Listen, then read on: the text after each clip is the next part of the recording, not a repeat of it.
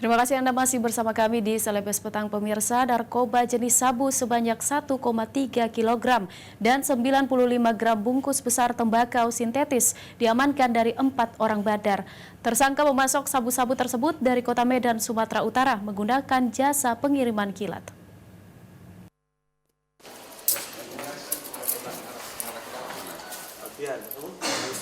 Aparat Satuan Narkoba Polrestabes Makassar menggagalkan peredaran narkoba jenis sabu siap edar seberat 1,3 kg beserta satu bungkus besar tembakau sintetis seberat 95 gram dari 4 orang tersangka.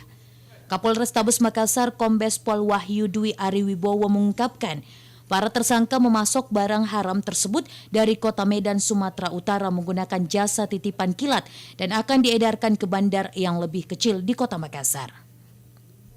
Wahyu juga menjelaskan polisi awalnya meringkus 2 orang kurir berinisial AL dan AT di Jalan Kakatua, Kota Makassar dan menyita barang bukti sebanyak 80 gram sabu. Petugas kemudian melakukan pengembangan di sebuah kamar kos di wilayah yang sama dan kembali mendapatkan 1,2 kg sabu dan tembakau sintetis seberat 95 gram dari 2 orang tersangka yang merupakan bandar sabu berinisial AC dan AT. Di mana hasil pengembangan di salah satu kamar kos di wilayah